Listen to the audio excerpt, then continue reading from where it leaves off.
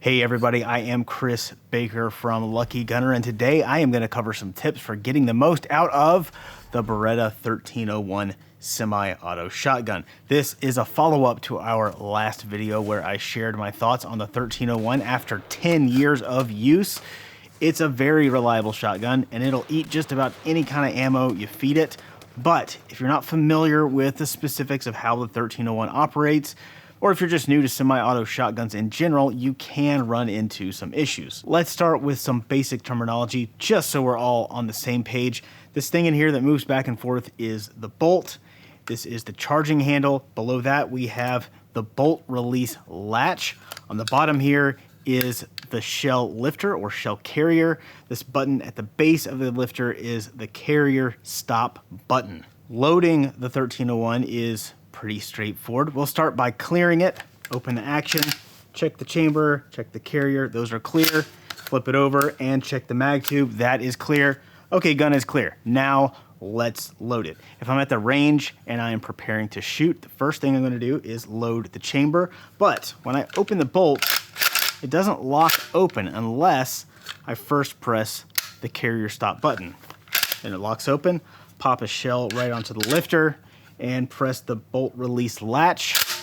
Now the gun is loaded. Of course, that means if I press the trigger, the gun will fire. So I want to double check at this point that the safety is on. Okay, now I can load the mag tube. The older 1301s like this one, the lifter is going to be blocking access to the mag tube. So you just push it up and out of the way with the shell as you're loading. The newer 1301s have what's called the Pro lifter. That style lifter will stay up and it's a little bit easier to load. You push the shell in there until you feel the rim go past the shell stop. If you don't push it far enough, the shell will pop back out, and with this older lifter design, it can actually pop out. See if I can make it do it. It'll pop out onto the lifter like that. And it looked like it was tricky to do, but I have had this happen when I was loading a little too fast. Now the lifter is blocking the mag tube and I can't load any more shells until I cycle that round through the chamber and get rid of it. Because the Pro lifter stays up and out of the way, it kind of avoids that problem. Since this is a semi-automatic, when I fire the first shell, the gun will automatically load the next shell. But how does that happen? How does a shell go from all the way down here in the mag tube to all the way up here in the chamber? It's important to understand this so you can diagnose malfunctions and make some sense of some of the other manipulations we're gonna do. So when you press the trigger on the 1301, a couple things happen. Of course, the round in the chamber ignites, but what also happens is that the lifter drops down and the shell stop moves out of the way just long enough for the next shell to pop out onto the lifter. I can even do this with dummy shells. So press the trigger, boom, shell is on the lifter. That empty shell comes out and the lifter pops up to bring the shell in line with the chamber. Bolt closes and chambers the round. If I eject a shell manually, the gun does not release a new shell onto the lifter. I can rack the charging handle all day and it will not load a new round. First, I have to either press the trigger or hit the carrier stop button to get a round onto the lifter. Cruiser ready condition. Let's say you want the gun to be loaded and ready to use, but you don't actually want a shell in the chamber. These guns are not technically 100% drop safe. Also, I don't really like leaving a single action gun loaded with the trigger exposed. Even if I keep it in a gun safe or a locker or something, if I grab it in an emergency, it might be dark, it'd be really easy for my finger to slip into the trigger guard. I want to avoid that. That is what cruiser ready condition is for. To set this up on the 1301, I'll start with an empty chamber and I will load the mag tube to capacity. Then I will press the carrier stop button to get a shell on the lifter, make sure the safety is on, and that is how I will store the gun for home defense. If I need it, I just pick up the gun, run the charging handle, and it's ready to fire. What if you want to unload the mag tube without actually firing the gun? The slow and not especially safe method is to hit the carrier stop button, run the bolt to load the shell, and again to eject it, and repeat until the mag tube is empty. But my friends, there is a better way. All you really have to do is reach into the mag tube and manually press the shell stop. That will release a shell and you just ease it on out. On the original 1301s, like this one, you could actually press the rear half of the bolt release latch and it would eject around from the tube. It made it very easy to unload the gun, but it was also easy to accidentally press this and you would get a double feed on the lifter, which is a real pain to fix. So people came up with aftermarket shrouded bolt latches like this one that essentially disable that function. You can still do it by pulling up on the bolt latch, and that actually also works with the newer 1301s, but it's kind of a pain to do that. It's much easier to just reach in and press the shell stop directly. No problem. Okay, how about ghost loading the 1301? Ghost loading is usually associated with 3-gun competition. It's where you load a semi-auto shotgun, so your mag tube is full, you've got a round in the chamber and a round on the lifter. It's so you can maximize your ammo capacity.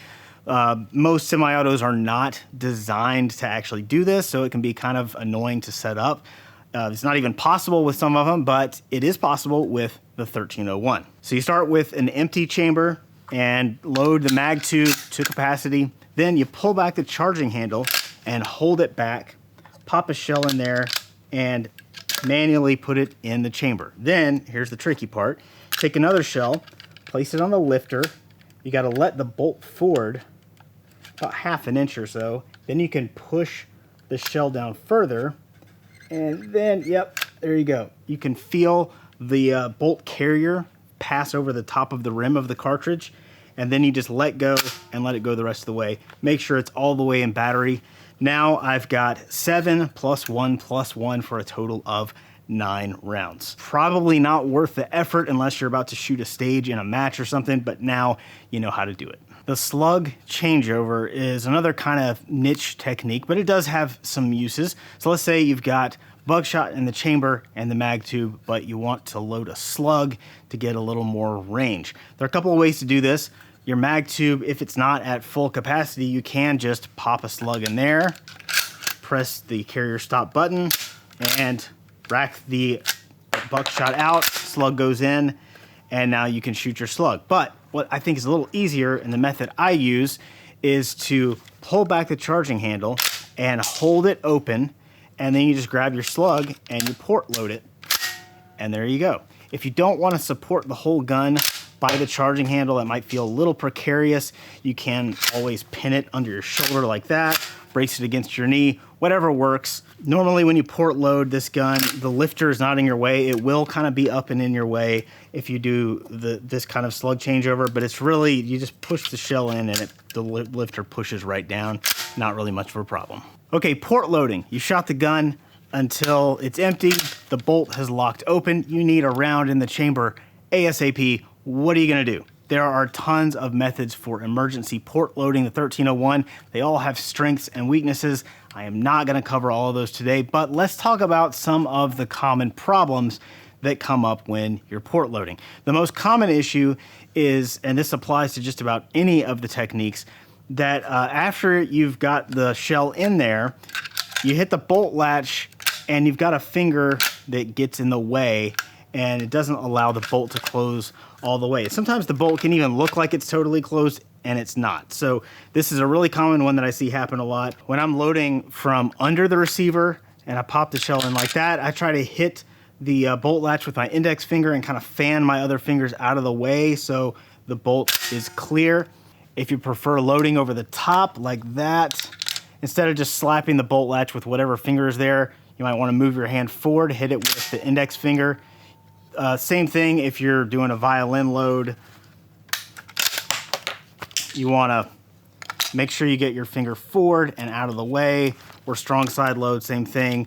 Main thing is just this area here is kind of tight. You don't want to interfere with the movement of this handle.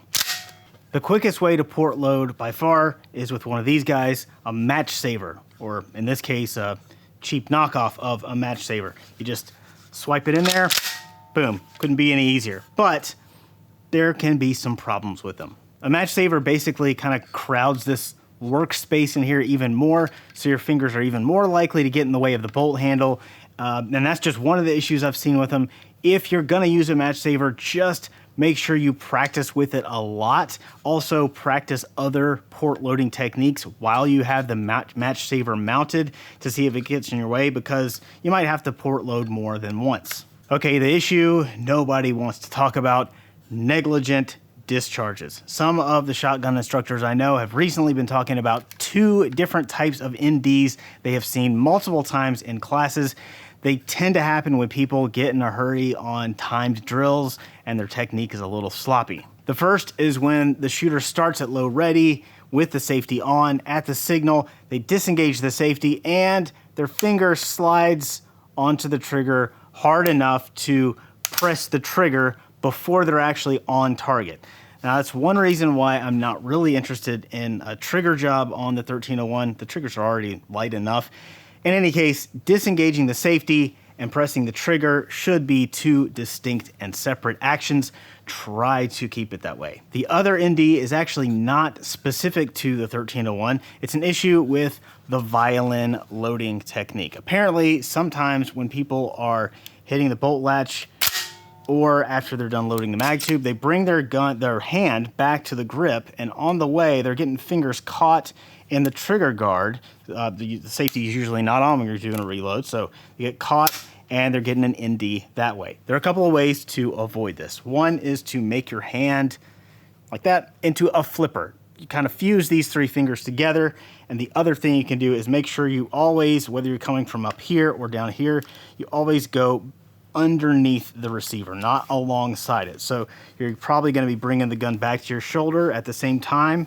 You go underneath like that rather than over the top like that.